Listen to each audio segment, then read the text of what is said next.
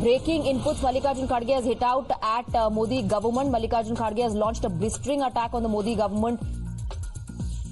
Mallikarjun Kharge says barbed wire, tear gas, nails and guns. This is dictatorial government muzzling the voice of the farmers. Mr. Kharge also saying Modi government broke 3 promises to farmers. Their income did not double by 2022, which was promised by Modi government. Swaminathan formula has not been enacted and no legal status to MSP yet.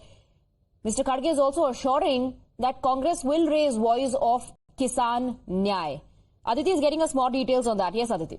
Well, exactly, Swati. Riding on the drama that unfolded last year when the farmers held a protest, now the Congress is saying that all those promises that were made last time to the farmers are not fulfilled, and hence now this time, instead of holding talks, they are showing bullets and barricades to the farmers and escalating the attack. We have Mallikarjun Kharge saying कटीले तार, drone से आंसू gas, कीले और बंदूकें, सबका इंतजाम है। तानाशाही मोदी सरकार ने किसानों की आवाज पर जो लगानी है लगाम।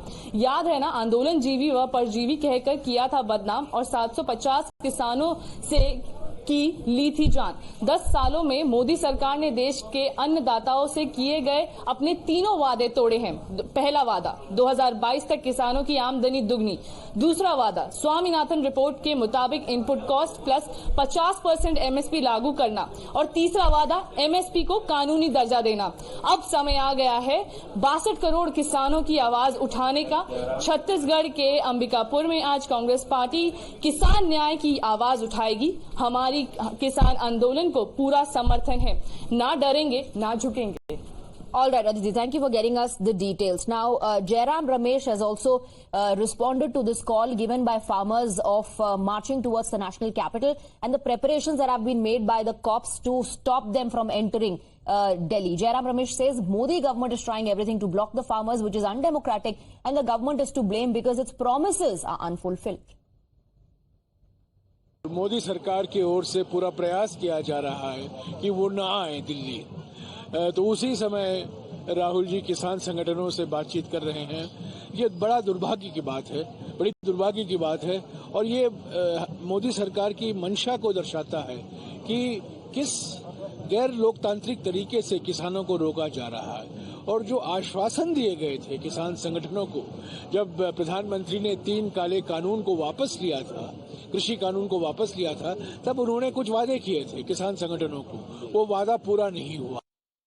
Congress party says they will fight for the cause of the farmers and they'll continue to raise their voice. The farmers, in fact, have slammed the Congress party and its policies. Congress को नहीं, कोई कांग्रेस हमें support नहीं करती। हम कांग्रेस को भी उतना दोषी मानते जितना भाजपा दोषी है। ये नीतियां तो कांग्रेस लेके आई हैं। हम कोई लेफ्ट नहीं है। हम जो सीपीआई सीपीएम ने जो बंगाल में राज किया, उन्होंने 20 गलतियां की। वहां सब पश्चिमी बंगाल में कौन सा इनकलाब आ गया। हम किसी के पक्ष वाले नहीं है। हम किसान मजदूर की आवाज उठाने वाले हैं। Across to our reporters, Rishabh is joining us from Singhu border. We have Pulkit joining us from Singhu as well. Shivani from Chilla border and Isha is joining us from Tikri border. Rishabh, first up, tell us about what is happening on ground. Well, definitely we are here at Singhu border and you can see behind me the long traffic jam. The traffic is moving really slow here given that there are hindrances on the main road itself and all the artery roads that are all the side roads that were to connect this area has been blocked. All the non-main roads that will lead to National Capital has been barricaded and this is the only road that has been open for the traffic, and that's the reason that heavy traffic has moved on this road now. And now as you are talking, there are boulders, there are concrete walls, there are barbed wires and barricades as well. That is taking almost 3/4 of the road, leaving just one lane for the traffic to move. There's heavy police deployment here, and that's the reason that the traffic is moving very, very slow on the road toward Delhi as well as out of Delhi for that matter. As of now, the traffic is open, but what we are given to understand that if the farmers reach closer to the national capital, even this Amritsari road will be closed for the traffic, and that is the reason that most of the people are trying to enter Delhi before those restrictions kicks in. And the politics around it, as we were talking, Congress is aggressive on Bharatiya Janata Party, calling them dictatorial, non-constitutional, but definitely the way the talks have been failing. Absolutely. The government, in fact, is still saying that the doors are open, that we are ready to talk. Farmers, on the other hand, alleging that the government is only wasting time. It only wants to stop our march and not look for solutions. Shivani is also with us. Shivani, the Congress party is trying to politicize the issue by saying that the BJP government is behaving in a dictatorial manner. But farmers reminding Congress that it is also because of your nitis. We are blaming you as well.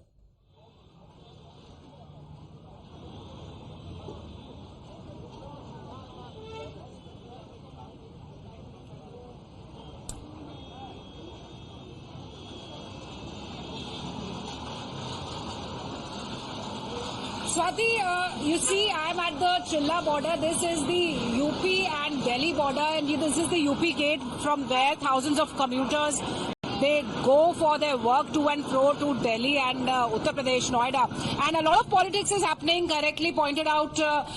Now the Congress party has brought out tweets. The leaders from the Congress party has brought out tweets, and they are now standing by the side of the farmers. But the farmers say that they don't need politicization of the issue.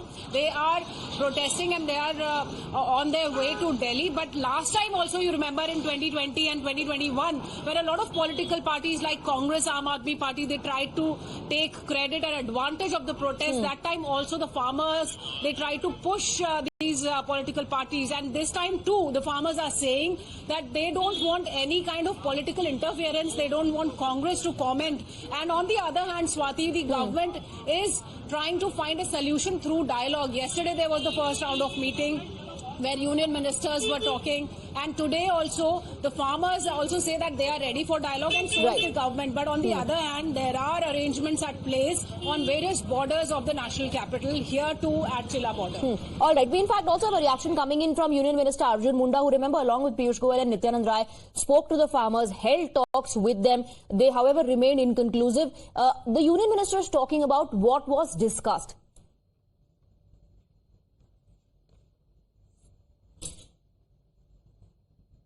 On सब because किसान जो सारे हैं वो इकट्ठे हुए हैं और वो कह रहे हैं हम दिल्ली कूच कर रहे हैं, तो क्या कहेंगे और सरकार और क्या बातचीत रही सरकार की उनके साथ, और खास करके लोगों को परेशानी भी हो रही है सर वहाँ पे आने जाने में, तमाम जो दिल्ली आते हैं सर। देखिए, मैं चंडीगढ़ जाके 2 बार किसान संगठनों के साथ बातचीत किया और किसान संगठनों को बातचीत करते हुए मैंने ये बात बताई कि जितनी मांगे संबंधित भारत सरकार से जो विषय हो सकता है वो हम कर रहे हैं और उनको बता भी दिया। लेकिन कुछ चीजों में हमें कंसल्टेशंस करने की जरूरत पड़ेगी, क्योंकि राज्यों के साथ मिलकर के हमें इस बात पर आगे चर्चा करनी पड़ेगी। इसके लिए हमें ये सुनिश्चित करना चाहिए कि इसका रास्ता क्या क्या होगा, और उसके लिए यदि हम कोई एक फोरम ऐसा बनाए जिसमें हम लगातार चर्चा करते रहे और इसका समाधान निकालें। मैं इसलिए नहीं कहूंगा क्योंकि किसान के हितों की चिंता हमें ज्यादा रखनी है। कोई राजनीति कर रहा है, क्या कर रहा है, क्या नहीं कर रहा है, इस पर हमें जाना नहीं है। हमें विस्तृत ढंग से अभी हम ये इतना ही कहेंगे कि हम हमेशा बातचीत के लिए तैयार है, हमेशा डिस्कशन करने के लिए तैयार है, उसका सोल्यूशन निकालने के लिए जो भी हो सकता है वो सारा कार्य करने के लिए हम तैयार है, बशर्ते कि उसके लिए क्योंकि आप सब जानते हैं कि एग्रीकल्चर पूरे देश के किसानों के लिए भारत सरकार प्रोत्साहित करती है, कार्य करती है, आगे बढ़ाती है, ये बात सही है।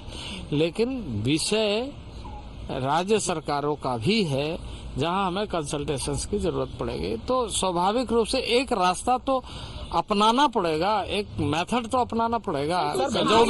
जो भी विषय होती है उन सारे विषयों के लिए किस तरीके से, कैसे, क्या, ये विषय को समझने का तो समय चाहिए, और मैं ये कह रहा हूँ कि आप उस पर बातचीत करिए, हम उसके लिए तैयार है। कल भी, उसके पहले भी 2 बार हमारी बैठक हो चुकी है और हमने पूरे सकारात्मक तरीके से चीजों को लिया। कह रहे कि जो प्रस्ताव है वो अप टू द मार्क नहीं है सरकार का, यही वजह है कि वो दिल्ली को देखिए, उन लोगों ने जैसे ही हमें सूचना दी, हम स्वयं चले गए बातचीत करने के लिए। सरकार की क्या हम बातचीत करते हुए उसका समाधान, नहीं तो हम चंडीगढ़ क्यों जाते हैं? चंडीगढ़ में लोगों ने कहा, मैंने कहा हम स्वयं आ जाएंगे। हम गए, पीयूष गोयल जी गए, नित्यानंद राय जी गए और हमारे पदाधिकारी गए। तो हम चाहते हैं कि बातचीत के माध्यम से इन सारे चीजों को सुलझाया जाए। सर आगे कोई